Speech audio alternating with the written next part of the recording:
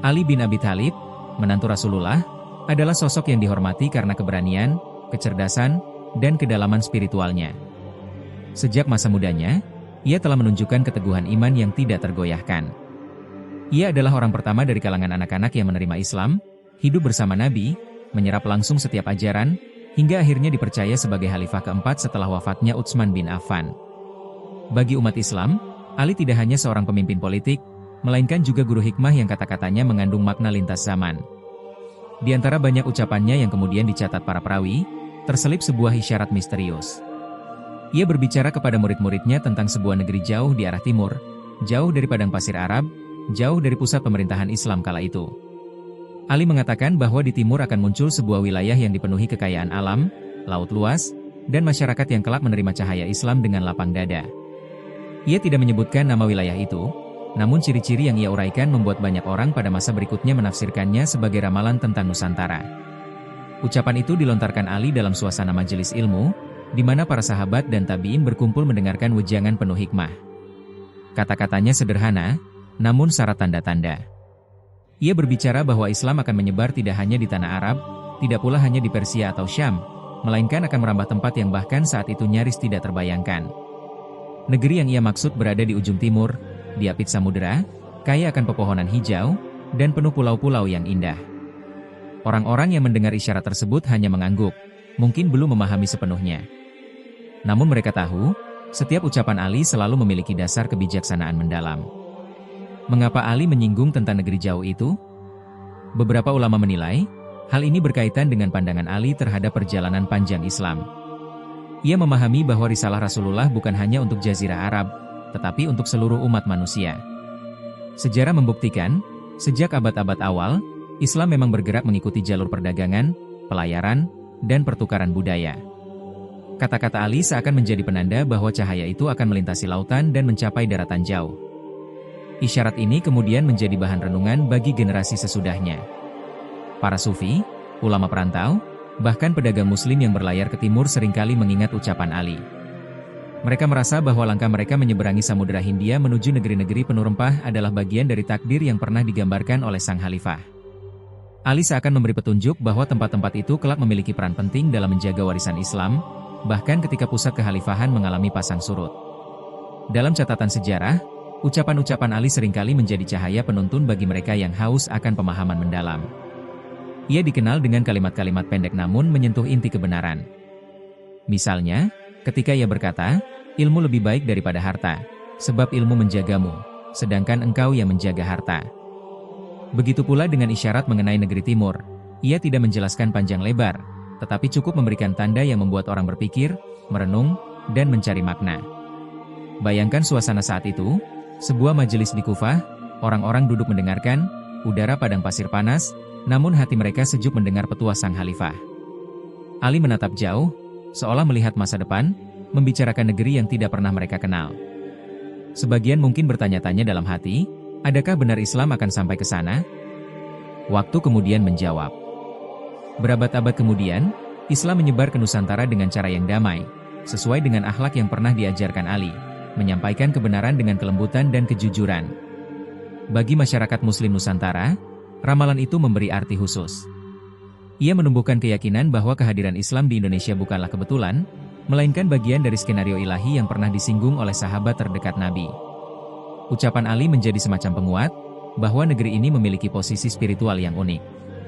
Tidak hanya sebagai wilayah yang menerima cahaya Islam, tetapi juga sebagai tempat yang kelak bisa menjadi benteng iman di tengah gejolak dunia.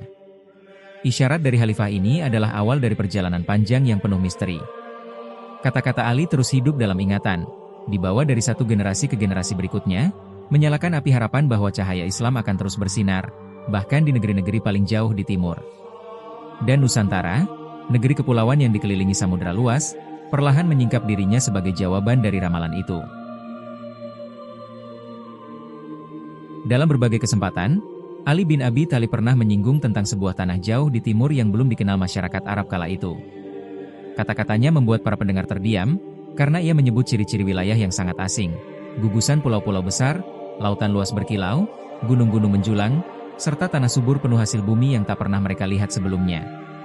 Ucapan ini, yang diingat oleh sebagian muridnya, kemudian menjadi bahan tafsir lintas generasi. Banyak ulama menilai negeri itu adalah kawasan Nusantara, hamparan kepulauan yang kini dikenal sebagai Indonesia. Bayangkan situasi di mana masyarakat Arab pada abad ke-7 hanya mengenal daratan luas berpasir, oase, dan kota-kota dagang di jalur kafilah. Gambaran mengenai wilayah penuh air, pepohonan tropis, serta rempah-rempah berharga terdengar seperti cerita hayalan. Namun, Ali menyampaikannya dengan keyakinan kuat, seakan melihat jauh ke masa depan. Ia mengisyaratkan bahwa tempat tersebut kelak akan menjadi lahan subur bagi perkembangan iman, karena penduduknya memiliki hati lembut dan sifat mudah menerima kebenaran. Para sejarawan Muslim awal menuliskan bahwa sejak abad pertama Hijriah, pelaut Arab dan Persia memang telah mendengar kabar mengenai negeri di balik samudera. Mereka menyebutnya sebagai tanah emas atau pulau rempah karena begitu banyak hasil bumi yang bernilai tinggi. Kapal-kapal dagang dari Gujarat, Yaman, dan Oman perlahan berlayar menelusuri rute ke timur. Kata-kata Ali seperti menjadi petunjuk, menguatkan keyakinan mereka bahwa perjalanan jauh itu bukan sekadar mencari keuntungan, melainkan bagian dari takdir besar.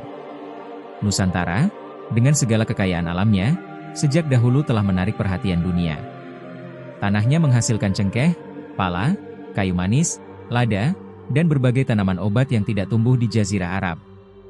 Selain itu, lautnya penuh ikan, karangnya indah, hutan-hutannya lebat, sungainya deras, sawahnya hijau. Gambaran ini sesuai dengan ucapan Ali tentang negeri yang dianugerahi limpahan nikmat. Seakan ia sedang mendeskripsikan wilayah yang kelak menjadi pusat perdagangan rempah dunia, di mana bangsa-bangsa berbondong-bondong datang untuk mendapatkan hasil bumi itu. Namun yang membuat ramalan itu semakin penting bukan hanya soal kekayaan, melainkan sifat penduduknya.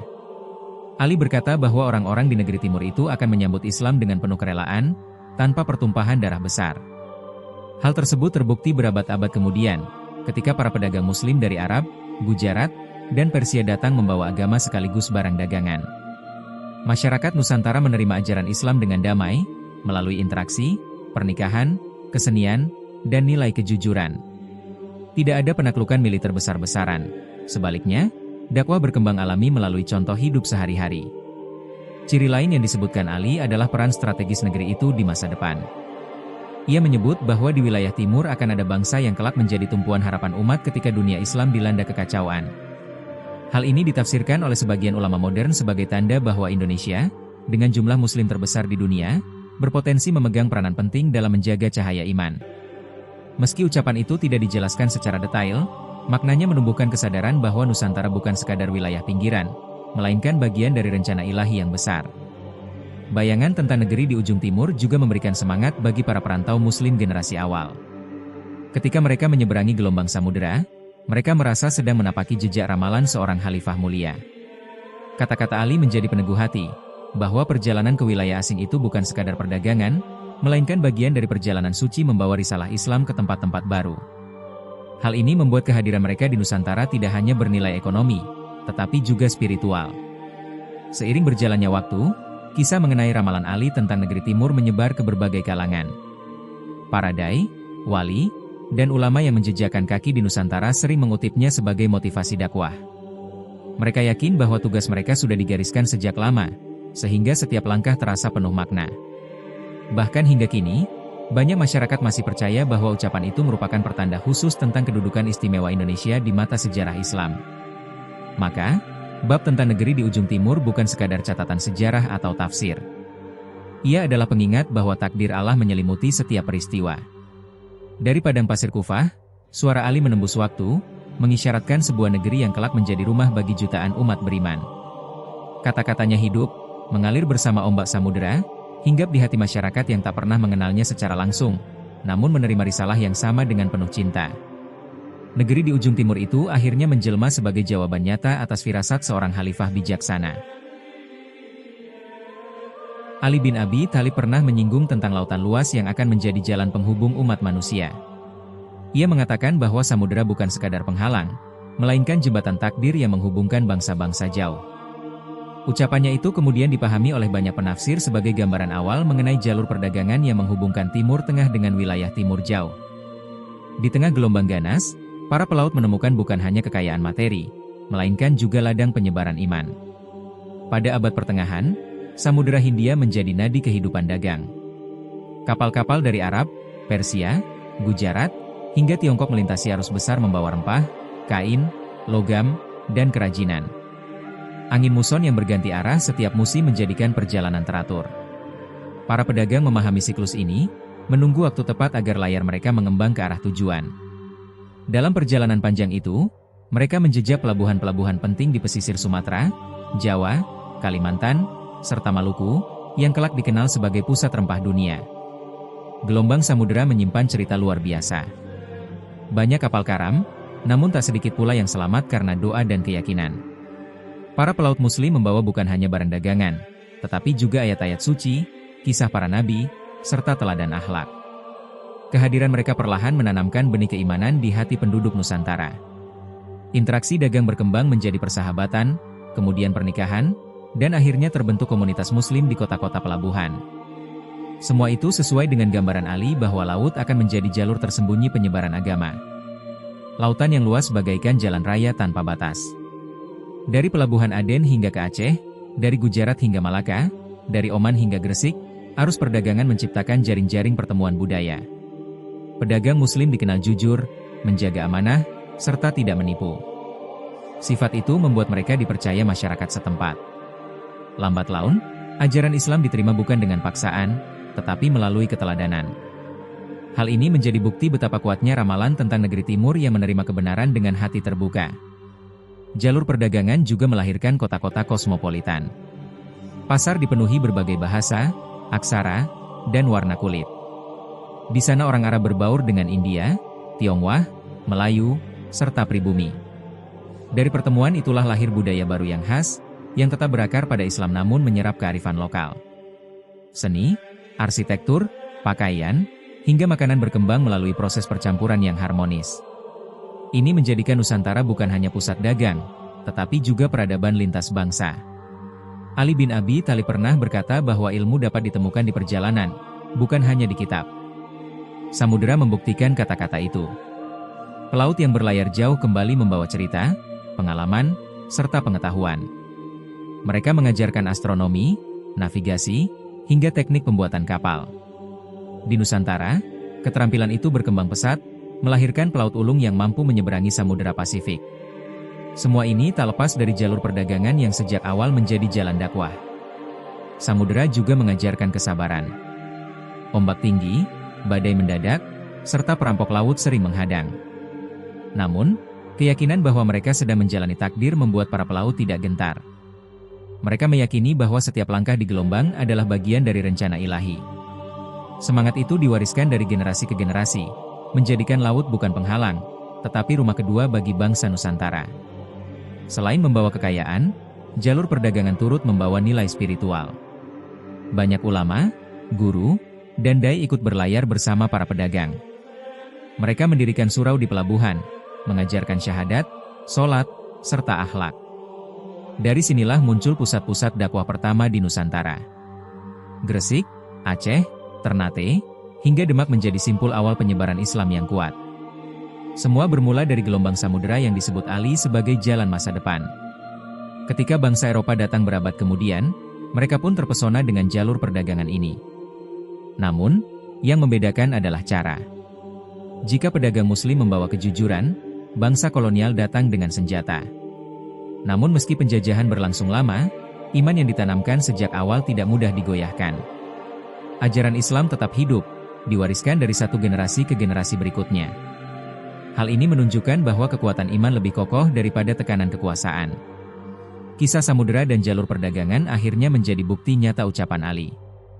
Bahwa negeri jauh di timur akan terhubung melalui laut, menerima Islam dengan damai, dan kelak berperan besar bagi umat. Cahaya dakwah di negeri timur tidak datang seperti kilat menyambar, melainkan bagai sinar fajar yang perlahan mengusir gelap. Ali bin Abi Thalib dalam ramalannya menyebutkan bahwa ajaran Islam akan tumbuh dengan akar yang kuat, bukan karena paksaan pedang, melainkan karena keteladanan. Gambaran itu terbukti nyata ketika ajaran agama dibawa para saudagar, ulama, serta perantau yang singgah di pelabuhan Nusantara. Mereka tidak menguasai negeri dengan kekerasan, melainkan dengan akhlak mulia, tutur lembut, serta perbuatan yang konsisten. Mula-mula cahaya itu tampak kecil, seperti pelita di rumah sederhana. Seorang pedagang asing yang jujur menolak menipu timbangan, lalu penduduk setempat heran dengan sikapnya. seorang ulama yang ikut berlayar mengajarkan doa, sementara masyarakat menaruh hormat karena akhlaknya lurus. Perlahan, simpati tumbuh. Orang-orang merasa dekat, bukan terpaksa. Dari keakraban itulah muncul rasa ingin tahu. Mereka bertanya, belajar, hingga akhirnya menerima ajaran Islam dengan sukarela. Pesan kebenaran tidak berhenti di pasar atau dermaga. Ia merambah ke desa-desa, sawah, kebun, hingga gunung-gunung. Di setiap langkah, cahaya itu membumi, menyesuaikan diri dengan budaya lokal tanpa kehilangan esensi. Ajaran tauhid berdampingan dengan adat yang baik, sehingga Islam mudah diterima. Di Jawa, dakwah menyatu dengan seni wayang. Di Sumatera, ia berkembang melalui surau. Di Maluku, ia hadir bersama semangat persaudaraan pelaut. Semua menjadi saksi betapa lenturnya Islam menjelma cahaya yang mampu menyinari tanpa membakar. Kekuatan dakwah bukan pada kata-kata semata, melainkan pada perilaku. Itulah sebabnya masyarakat Nusantara menerima dengan hati terbuka. Para wali, kiai, serta guru besar memperlihatkan keteladanan melalui amal. Mereka menolong fakir miskin, mengajarkan ilmu, mendamaikan perselisihan.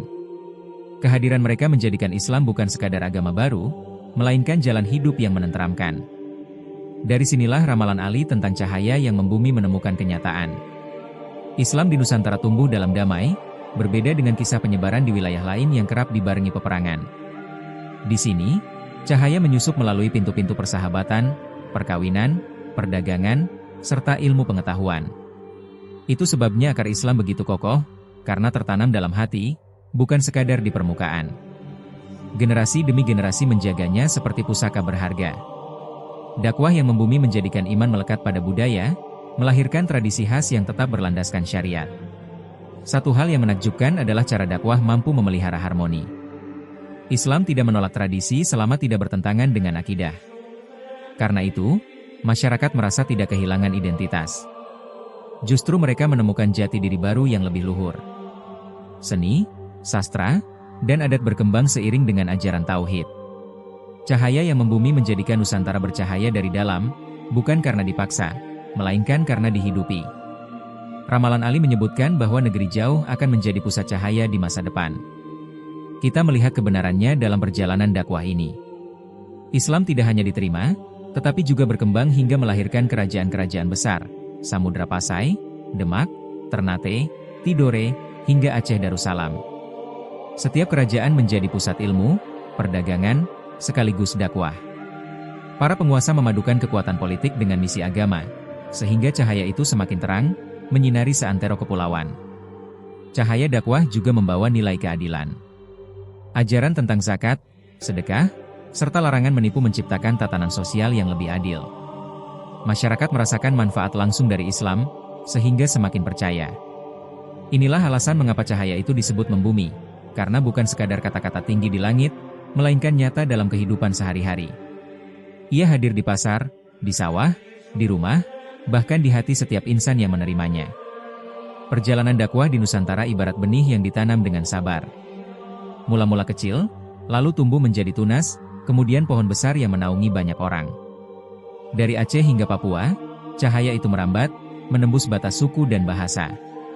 Semua bersatu dalam kalimat syahadat, meski tetap menjaga kekayaan budaya masing-masing. Cahaya itu tidak mematikan warna lokal, melainkan memperkaya. Itulah bukti kebesaran Islam sebagai rahmat bagi seluruh alam. Ali bin Abi Thalib pernah berkata bahwa kebenaran akan hidup melalui akhlak, bukan sekadar ucapan.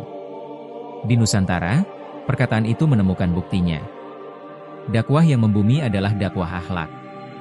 Ia mengajarkan sabar, jujur, adil, serta kasih sayang. Melalui itu, Islam tidak hanya dipeluk, tetapi juga dicintai. Bahkan setelah berabad-abad penjajahan, cahaya itu tetap menyala. Ia mungkin redup sesaat karena penindasan, tetapi tidak pernah padam, sebab ia telah berakar dalam tanah Nusantara. Akhirnya, cahaya dakwah yang membumi menjadi warisan terbesar bagi bangsa ini. Ramalan Ali tentang negeri timur bukan sekadar kata-kata, melainkan kenyataan sejarah.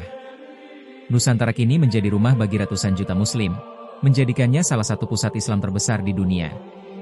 Semua itu bermula dari cahaya kecil yang dulu dibawa pedagang jujur, ulama sabar, serta wali yang bijaksana. Cahaya itu kini terang benderang, menerangi jalan bangsa hingga masa depan. Ramalan Ali bin Abi Thalib menyebutkan bahwa pada ujung timur dunia akan muncul negeri yang bersinar seperti mercusuar, memberi arah bagi umat manusia yang tengah mencari petunjuk. Kiasan ini menggambarkan Indonesia, kepulauan luas dengan ribuan pulau yang kelak dikenal dunia bukan hanya karena keindahan alamnya, melainkan juga karena kekuatan spiritual serta kebijaksanaan masyarakatnya. Cahaya yang pernah ditanamkan para penyebar Islam menjelma api semangat yang terus menyala, menerangi kawasan Asia bahkan lebih jauh lagi. Sebagai mercusuar, negeri ini tidak sekadar memantulkan cahaya untuk dirinya sendiri, melainkan juga memberikan arah bagi bangsa lain. Dalam sejarah panjangnya, ketika kekuatan kolonial berusaha menguasai tanah dan laut, Islam tetap menjaga jiwa rakyat agar tidak kehilangan identitas. Pesan keadilan, kebersamaan, dan keberanian mengakar kuat. Para ulama memimpin perlawanan, mengajarkan keberanian sekaligus kesabaran. Dari sinilah lahir teladan bahwa iman dapat menjadi benteng sekaligus obor penuntun. Mercusuar selalu berdiri di tepi, menantang gelombang besar dan badai. Begitu pula Indonesia. Dalam perjalanan sejarahnya, negeri ini menghadapi berbagai tantangan, penjajahan panjang, upaya pemecah belahan, hingga pergulatan modernitas. Namun, cahaya Islam di dalamnya menjadikan bangsa ini kokoh, tidak hanyut oleh arus globalisasi semata. Ia tetap mampu memegang nilai dasar sambil membuka diri pada perkembangan zaman. Bayangkan bagaimana masyarakat dari berbagai latar belakang bisa hidup berdampingan, menjadikan persaudaraan sebagai fondasi. Dari Sabang hingga Merauke, kalimat syahadat menyatukan jutaan jiwa. Inilah mercusuar yang dimaksud ramalan itu, bukan menara kesombongan, melainkan cahaya yang merangkul, menyatukan, sekaligus mengarahkan. Dari cahaya itu, dunia melihat contoh betapa perbedaan dapat diharmoniskan. Mercusuar tidak pernah berpindah, ia tegak pada tempatnya, tetapi cahayanya menjangkau jauh. Demikian pula Indonesia. Tanah air ini tetap berada di garis khatulistiwa, namun ajaran Islam yang berkembang di dalamnya memberi inspirasi lintas benua. Ulama Nusantara tidak hanya mengajarkan umat di tanah kelahiran, tetapi juga berperan dalam dunia internasional. Banyak yang menimba ilmu di Mekah, Madinah, atau Kairo, lalu kembali membawa pengetahuan luas. Ada pula yang menjadi penghubung antara Timur Tengah dan Asia Tenggara, mengikat tali ukhuwah antar bangsa. Sebagai mercusuar, negeri ini mengingatkan bahwa Islam adalah rahmat. Dakwah yang dijalankan penuh kelembutan menjadi model bagi umat lain. Dunia menyaksikan bahwa Islam tidak selalu identik dengan peperangan atau konflik, melainkan dapat hadir dengan damai, menumbuhkan budaya luhur, seni tinggi, serta tatanan sosial yang adil. Pesan ini melintasi batas negara, mengilhami mereka yang haus akan keteladanan. Ramalan Ali juga memberi isyarat bahwa negeri mercusuar akan menghadapi ujian. Cahaya yang kuat akan selalu diuji oleh kegelapan yang mencoba menutupinya. Demikianlah Indonesia mengalami cobaan, korupsi, ketidakadilan, kesenjangan sosial. Namun, mercusuar tidak boleh padam. Justru dalam kegelapanlah cahaya diuji. Bangsa ini belajar untuk tidak kehilangan arah meski diterpa arus deras. Dari perjuangan melawan penjajahan hingga menghadapi modernitas, cahaya iman terus menjadi penuntun. Mercusuar juga menjadi simbol kewaspadaan. Dari ketinggian menara, cahaya memandu kapal agar tidak karam di karang. Demikian pula peran Islam di Nusantara, menjaga masyarakat agar tidak terseret ke dalam kerusakan moral atau kehancuran nilai. Ulama, kiai, guru, serta tokoh agama berdiri layaknya penjaga mercusuar. Mereka menerangi generasi muda dengan pendidikan, menanamkan akhlak, serta menuntun jalan lurus. Tanpa mereka, cahaya mungkin akan redup, dan bangsa bisa kehilangan arah. Ketika dunia modern dilanda kebingungan identitas, mercusuar dari timur menunjukkan alternatif, hidup selaras antara iman, ilmu, dan kebudayaan. Di Indonesia, pesantren tumbuh subur, masjid berdiri megah, ilmu pengetahuan berkembang, sementara kesenian tetap lestari. Harmoni ini menjadi bukti bahwa agama tidak menghalangi kemajuan, justru menguatkan peradaban. Dari sinilah bangsa lain menoleh, kagum pada cahaya yang terpancar dari kepulauan ini. Mercusuar juga menyampaikan pesan harapan. Bagi kapal yang tersesat, sinarnya menjadi tanda kehidupan. Bagi bangsa-bangsa yang dilanda krisis moral, Indonesia yang berpegang teguh pada nilai Islam memberi contoh bahwa harapan masih ada. Dari tatanan keluarga hingga pemerintahan, ajaran agama menjadi pedoman. Walaupun belum sempurna, usaha menjaga nilai itu terus berlangsung. Inilah bukti bahwa cahaya yang diwariskan tidak sia-sia. Pada akhirnya, ramalan Ali tentang negeri mercusuar bukan sekadar kisah mistis, melainkan gambaran nyata yang bisa dilihat dalam sejarah dan kehidupan sehari-hari. Indonesia adalah mercusuar itu, negeri yang berdiri di timur, menyinari dunia dengan keindahan akhlak, kekuatan iman, serta semangat persaudaraan. Cahaya itu tidak hanya memberi arah bagi bangsanya sendiri, tetapi juga bagi umat manusia yang tengah mencari jalan menuju kebenaran.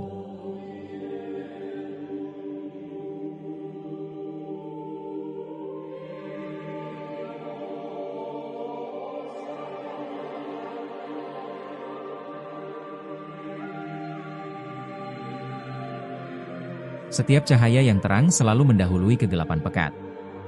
Begitu pula ramalan Ali bin Abi Thalib tentang negeri di timur. Ia menuturkan bahwa sebelum bangsa itu mencapai kejayaan, mereka harus melewati masa-masa gelap yang penuh dengan ujian. Ujian tersebut tidak hanya berupa ancaman fisik dari luar, tetapi juga cobaan batin yang datang dari dalam diri sendiri, perpecahan, keserakahan, serta godaan duniawi yang mampu menjerumuskan. Indonesia sebagai tanah yang dimaksud telah membuktikan kebenaran nubuat itu. Sejarah panjang negeri ini memperlihatkan bahwa jalan menuju kemuliaan selalu diwarnai penderitaan. Sebelum merdeka, rakyat harus menderita di bawah penindasan kolonial yang menghisap tenaga, kekayaan, dan martabat. Namun gelap itu menjadi ruang tempaan, mengajarkan keberanian serta kesabaran. Dalam sunyi malam, doa dipanjatkan, dalam jerit kesakitan, semangat tidak padam. Gelap yang disebut dalam ramalan bukan semata-mata penjajahan. Lebih dari itu, ia adalah ujian moral. Setelah meraih kebebasan, bangsa ini justru diuji dengan cobaan yang jauh lebih berat, bagaimana mempertahankan persatuan di tengah keberagaman. Pertikaian politik, intrik kepentingan, dan konflik antar saudara kerap terjadi. Banyak yang tergoda oleh kekuasaan, hingga lupa pada amanah yang diemban. Inilah fase gelap yang menguji iman. Bayangkan sebuah mercusuar yang diselimuti kabut tebal. Cahaya tetap ada, tetapi samar-samar terlihat. Begitulah keadaan masyarakat ketika terjebak dalam krisis moral dan ketidakadilan. Mereka masih memiliki ajaran suci, tetapi tertutup kabut ego, ambisi, serta kemalasan. Pada masa itulah diperlukan kesabaran luar biasa. Karena, sebagaimana fajar selalu datang setelah malam, maka ujian ini pun pasti akan berlalu bila kesetiaan pada nilai luhur tetap dijaga. Ali bin Abi Thalib pernah menekankan pentingnya menjaga keadilan. Negeri timur yang dimaksud beliau tidak akan mencapai puncak kejayaannya bila hukum dipermainkan. Ketika penguasa hanya mementingkan kepentingan kelompok, ketika suara rakyat diabaikan, maka gelap semakin pekat.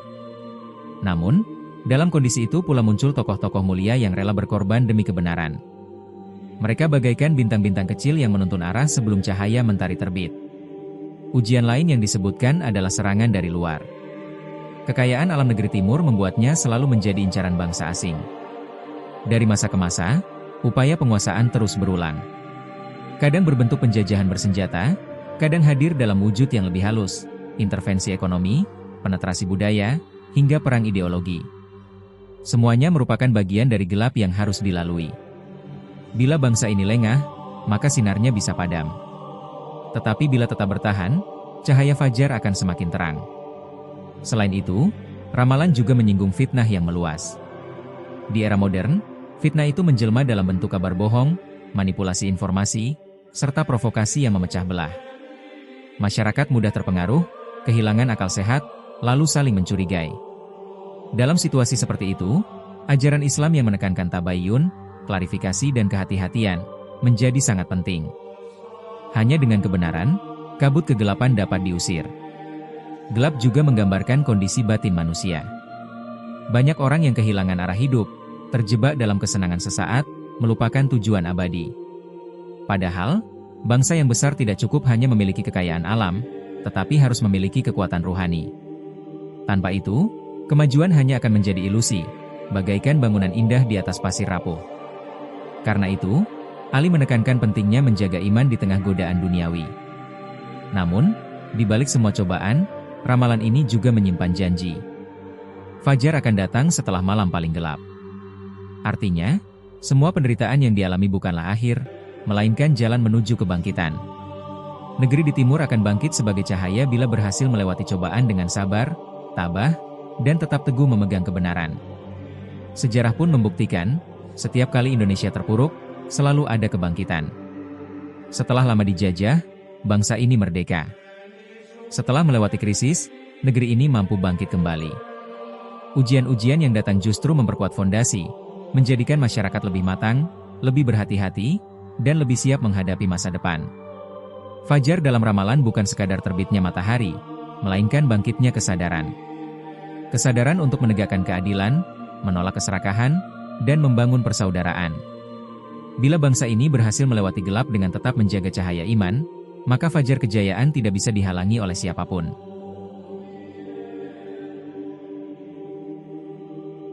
Setelah melalui berbagai gelap yang menyesakan, tibalah saatnya secercah sinar mulai terlihat di ufuk timur. Ramalan Ali bin Abi Thalib tentang negeri jauh, yang dikelilingi lautan dan berdiri di antara banyak pulau, menyebutkan bahwa kebangkitannya akan ditandai dengan lahirnya kekuatan persaudaraan. Bukan kekuatan senjata, bukan pula kekayaan materi, melainkan semangat kebersamaan yang menyatukan perbedaan. Indonesia, dengan ribuan suku, bahasa, dan keyakinan, menjadi cermin nyata dari nubuat tersebut. Dalam keragaman yang luas, terdapat ikatan yang tidak bisa dilepaskan, cinta tanah air. Dari Aceh hingga Papua, dari Sabang sampai Merauke, rakyat memiliki naluri untuk tetap bersama, meski kerap diuji oleh gejolak. Inilah cahaya yang perlahan menyinari kegelapan. Cahaya persatuan ibarat matahari pagi yang menyingkap kabut malam. Ia hadir dengan hangat, menyentuh setiap hati, dan menyalakan harapan. Ketika orang-orang sadar bahwa mereka lebih kuat dalam kebersamaan, maka segala bentuk perpecahan kehilangan daya tarik. Tidak lagi mudah diprovokasi, tidak gampang dibenturkan. Mereka memilih menatap ke depan, menanggung beban bersama, serta bergandengan tangan menghadapi tantangan. Ali bin Abi Thalib menekankan nilai keadilan sebagai pilar utama. Persatuan sejati tidak mungkin terwujud bila sebagian kelompok merasa tertindas.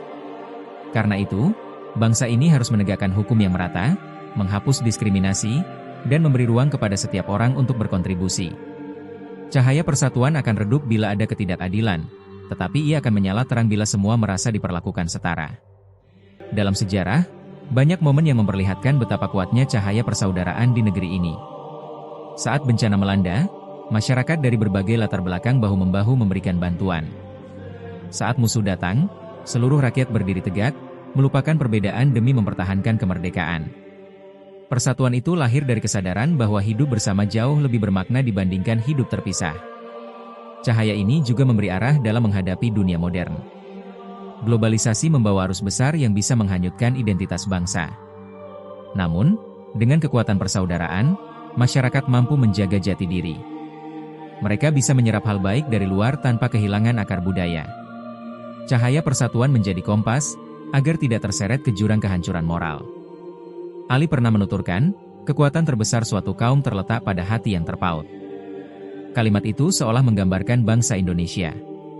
Selama hati tetap terpaut dalam cinta tanah air dan iman, maka tidak ada kekuatan luar yang mampu merobek ikatan itu. Justru dengan kebersamaan, bangsa ini akan menjelma cahaya terang di antara bangsa-bangsa lain. Cahaya persatuan tidak hanya menyinari dalam negeri, tetapi juga memancar keluar. Dunia melihat Indonesia sebagai contoh bagaimana keragaman bisa hidup berdampingan. Negara lain yang masih berjuang melawan konflik etnis atau agama belajar dari pengalaman negeri ini. Cahaya itu memberi inspirasi, menunjukkan bahwa perdamaian bukan utopia, melainkan kenyataan bila dijaga dengan hati. Namun, cahaya persatuan tidak otomatis kekal. Ia perlu dirawat, dijaga, dan diperkuat setiap saat. Ibarat api kecil, ia bisa padam bila ditiup angin kebencian.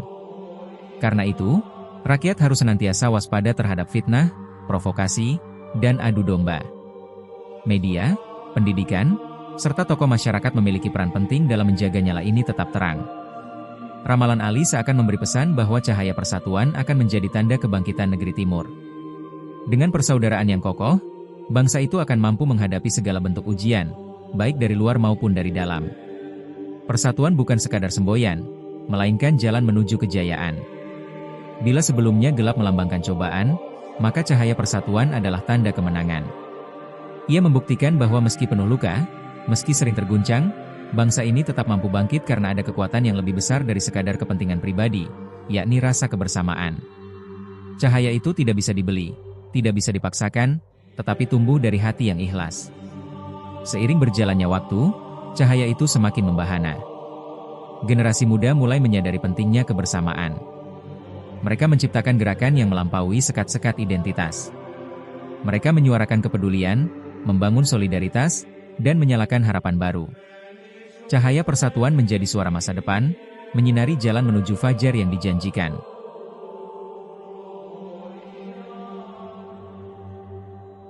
Ketika kabut gelap perlahan sirna, muncullah sinar yang menandai pergantian zaman. Ali bin Abi Thalib pernah menyampaikan bahwa suatu saat dari arah timur akan terbit cahaya baru yang membawa harapan besar bagi umat manusia.